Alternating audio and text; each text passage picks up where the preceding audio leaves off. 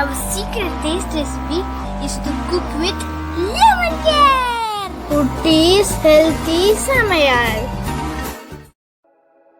Hello friends, welcome to Kutties healthy Samayal. Be positive, be healthy. இன்னைக்கு நம்ம டேஸ்டியான சென்னா பிரியாணி எப்படி செய்யறதுன்னு பார்க்கலாமா?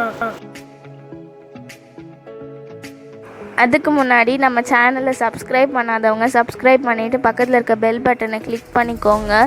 ஆல் ஆப்ஷனை கிளிக் பண்ணுங்கள். அப்போ தான் நாங்கள் போடுற எல்லா வீடியோஸோட நோட்டிஃபிகேஷன்ஸ் உங்களுக்கு வரும். இது வரைக்கும் சப்ஸ்கிரைப் பண்ண எல்லாருக்கும் தேங்க்யூ ஸோ மச்.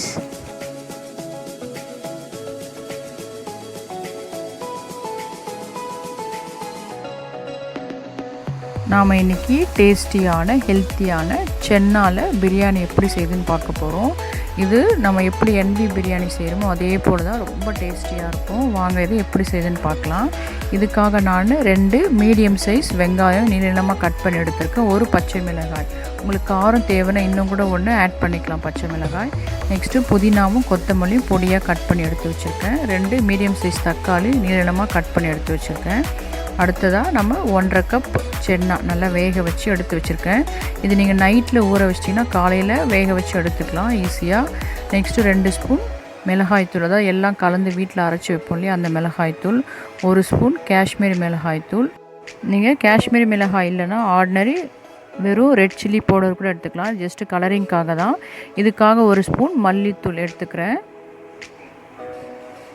தாளிக்கிறதுக்காக 1 ஏலக்காய் 2 கிராம்பு எடுத்து வச்சுருக்கேன். அடுத்தது பிரியாணி மசாலா பவுடர். இது வீட்லேயே எப்படி அரைக்கிறதுன்னு நான் ஆல்ரெடி ஒரு வீடியோ லோட் பண்ணியிருக்கேன். அதோட லிங்க் வந்து நான் டிஸ்கிரிப்ஷன் பாக்ஸில் கொடுத்துருக்கேன், நீங்கள் செக் பண்ணிக்கோங்க. இது தாளிக்கிறதுக்காக ஒரு குக்கர் வச்சு தேவையான அளவு எண்ணெய் ஆட் பண்ணிக்கலாம். அந்த எண்ணெய் நல்லா சூடான பிறகு நம்ம தாளிக்கு எடுத்து வச்சுருக்க கிராம்பும் ஏலக்காவும் அதோட ஆட் பண்ணிக்கலாம். இது பிரியாணியில் இருந்தால் கூட நீங்கள் ஆட் பண்ணி வதக்கி விட்டுக்கலாம், இன்னும் நல்லாயிருக்கும் அந்த ஃப்ளேவர். என்கிட்ட அன்றைக்கி அவைலபிள் இல்லை, அதை நான் ஆட் பண்ணல. நெக்ஸ்ட்டு நம்ம வெங்காயமும் பச்சை மிளகாயும் ஆட் பண்ணி வதக்கி விட்டுக்கலாம். இது வதங்கிறதுக்காக தேவையான அளவு உப்பு ஆட் பண்ணி நல்லா வதக்கி விட்டுக்கலாம். அப்போ நல்லா நமக்கு ப்ரௌனாக வதங்கி வரும். இப்போ பாருங்கள் நம்மளோட வெங்காயம் நல்லா வதங்கி வந்துடுச்சு. இதோட எடுத்து வச்சுருக்க தக்காளியும் புதினா கொத்தமல்லி ஆட் பண்ணி நல்லா வதக்கி விட்டுக்கலாம். இது நல்லா நமக்கு ஸ்மாஷ் ஆகி நல்லா வதங்கி வரணும். இது வதங்கட்டும்.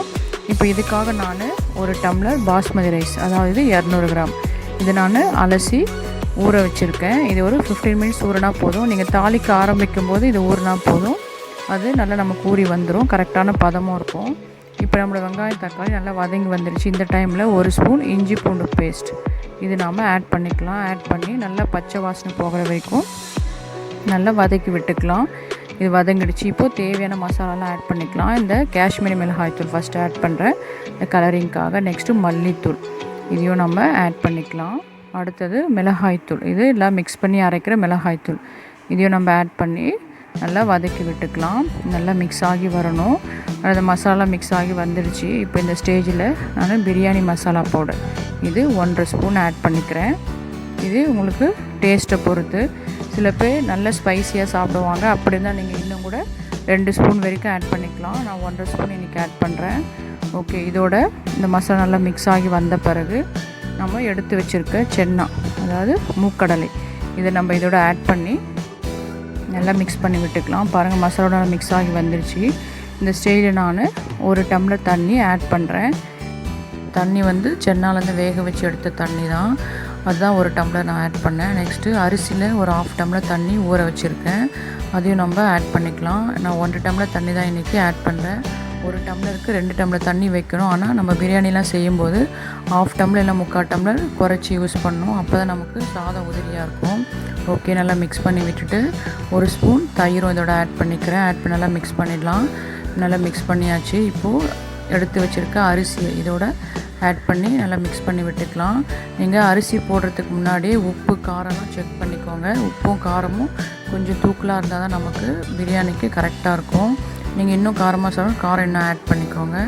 ஓகே, இப்போ இந்த டைமில் நம்ம 1 ஸ்பூன் லெமன் ஜூஸ் இதையும் நம்ம ஆட் பண்ணி நல்லா மிக்ஸ் பண்ணி விட்டுக்கலாம். மிக்ஸ் பண்ணி விட்டுட்டு ஜஸ்ட்டு குக்கரோட மூடியை லைட்டாக மூடி வைக்கலாம். நல்லா ஒரு கொதி வந்து அந்த தண்ணி கொஞ்சம் வற்றி வரட்டும். ஓகே பாருங்கள், நல்லா மிக்ஸ் பண்ணியாச்சு. இப்போ குக்கரோட மூடியை லைட்டாக மூடி வைக்கலாம். இப்போ நமக்கு ஃபியூ மினிட்ஸ் ஆகிருக்கு பாருங்கள். ஓப்பன் பண்ணி பார்க்குறேன், தண்ணி நல்லா வற்றி வந்திருக்கு. கொஞ்சமாக தான் இருக்குது தண்ணி. நம்ம இந்த டைமில் கொஞ்சமாக அப்படி மிக்ஸ் பண்ணி விட்டுட்டு, ஏன்னா அந்த மசாலாலாம் ஃபுல்லாக ஸ்ப்ரெட் ஆகிருக்கும். ஸோ அந்த மாதிரி நல்லா மிக்ஸ் பண்ணி விட்டுட்டோம்னா நெக்ஸ்ட்டு அது மேலே ஒரு ஸ்பூன் ஆயிலோ இல்லை நெய்யோ நீங்கள் ஸ்ப்ரெட் பண்ணி விட்டுக்கலாம். அப்போ அந்த ஃப்ளேவரும் நல்லாயிருக்கும், உங்களுக்கு அந்த ரைஸும் ரொம்ப நல்லாயிருக்கும். நான் இன்றைக்கி நெய் தான் ஒரு ஸ்பூன் ஆட் பண்ணுறேன். நீங்கள் ஆயில் கூட அப்ளை பண்ணிக்கலாம். இப்போது நம்ம குக்கர் மூடி போட்டு வெயிட் போட்டுடலாம்.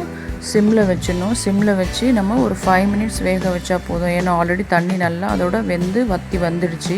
ஸோ நம்ம 5 மினிட்ஸில் இறக்கிடலாம். இப்போ 5 மினிட்ஸ் ஆகிடுச்சு. இப்போ குக்கரோட மூடியை நாம் ஓப்பன் பண்ணி பார்க்கலாம். ரைஸ் எப்படி வந்திருக்குன்னு பாருங்கள். வாவ், நம்மளோட ரைஸ் பாருங்கள் எவ்வளோ சூப்பராக இருக்குது. பார்க்கறதே அட்ராக்டிவ். அந்த சென்னாலாம் எவ்வளோ நல்லா அழகாக மேலே இருக்குது. இதை நம்ம ஒரு பவுலில் ட்ரான்ஸ்ஃபர் பண்ணிக்கலாம். இப்போ பாருங்கள் சர்விங் பிளேட்டில் ட்ரான்ஸ்ஃபர் பண்ணியாச்சு. எவ்வளோ சூப்பராக இருக்குது பாருங்கள். பார்க்கவும் ரொம்ப அட்ராக்டிவாக, பார்க்கும்போதே சாப்பிடணும் போல் இருக்கும். அவ்வளோ நல்லாயிருக்கும். அந்த மேலே பாருங்கள் இந்த ஃப்ளேவர் எவ்வளோ நல்லாயிருக்கு. நம்ம இந்த கீயோ இல்லை ஆயிலோ ஆட் பண்ணும்போது மேலே நமக்கு அந்த மாய்ஸ்டராக தெரியும். ஸோ சாப்பிட்றதுக்கும் ரொம்ப அட்ராக்டிவாக இருக்கும், டேஸ்டியானதும் கூட. நம்மளோட பிரியாணி பாருங்கள் எவ்வளோ நல்லா உதிரியாக வந்திருக்கு. ஸோ நம்ம வச்ச தண்ணி இதுக்கு கரெக்டாக இருக்குது. ஸோ நீங்களும் இந்த மாதிரி தண்ணியை கரெக்டாக வச்சிங்கன்னா நல்லா உதிரியாக நமக்கு கிடைக்கும். இப்போது நம்ம சென்னாவோட ஒரு சில ஹெல்த் பெனிஃபிட்ஸை பார்க்கலாம். இந்த சிக் பீஸில் நிறைய ஹெல்த் பெனிஃபிட்ஸ் இருக்குது. அதாவது சென்னா தான் நம்ம சிக் பீஸ்ன்னு சொல்லுவோம். இது நிறைய விட்டமின்ஸ், மினரல்ஸ், ஃபைபர் நிறைய இருக்கிறதோட்டு இதில் நமக்கு டைஜஷனுக்கு ரொம்ப யூஸ்ஃபுல்லாக இருக்குது. நெக்ஸ்ட்டு வெயிட் மேனேஜ்மெண்ட்டில் இது ரொம்ப ஹெல்ப் பண்ணும். ஏன்னா இதில் நமக்கு இந்த ப்ரோட்டீனும் ஃபைபரும் இருக்கிறதோட்டு நம்ம சென்னா சாப்பிட்டோன்னே ரொம்ப நமக்கு ஃபுல்லாக இருக்க மாதிரி இருக்கும் ஸ்டமக். அதனால் நம்ம மேலே நிறைய சாப்பிட மாட்டோம். அதனால் வெயிட் மேனேஜ்மெண்ட்டில் ரொம்ப யூஸ்ஃபுல்லாக இருக்கும். அடுத்ததாக இது நிறைய டிசீஸ் வராமல் ப்ரிவெண்ட் பண்ணும். ஏன்னா இதில் இருக்க ப்ரோட்டீனும் விட்டமின்ஸும் நம்ம இம்யூன் சிஸ்டத்தை பூஸ்ட் பண்ணும். ஹீமோக்ளோபின் நல்லா இம்ப்ரூவ் ஆகும். அதனால் நமக்கு உடலில் எதிர்ப்பு சக்தி நிறைய கிடைக்கும். ஸோ இதனால் இது நிறைய ஹெல்த் பெனிஃபிட்ஸ் இருக்குது. ஸோ நீங்களும் இந்த மாதிரி சென்னாவை வெரைட்டியாக நீங்கள் செஞ்சு சாப்பிடும்போது அந்த இன்ட்ரெஸ்ட்டும் இருக்கும். பிள்ளைங்களும் விரும்பி சாப்பிடுவாங்க. ஏன்னா சில பிள்ளைங்க வெறுமனே சென்னா வேக வச்சு கொடுத்தா சாப்பிட மாட்டாங்க. பட் இந்த மாதிரி மசாலா போட்டு கிரேவியாக இல்லை பிரியாணி மாதிரி செஞ்சு கொடுத்தா ரொம்ப இன்ட்ரெஸ்ட்டாக சாப்பிடுவாங்க. அந்த ஹெல்த் பெனிஃபிட்ஸும் நம்ம அதுலேருந்து எடுத்துக்கலாம். ஸோ நீங்களும் இதை ட்ரை பண்ணிவிட்டு அந்த டேஸ்ட்டை எங்களுக்கு கமெண்ட் பண்ணுங்கள். தேங்க்யூ. அம்மி டேஸ்டி. நீங்களும் ட்ரை பண்ணுங்கள், என்ஜாய் பண்ணுங்கள், ஹெல்த்தியாக இருங்க.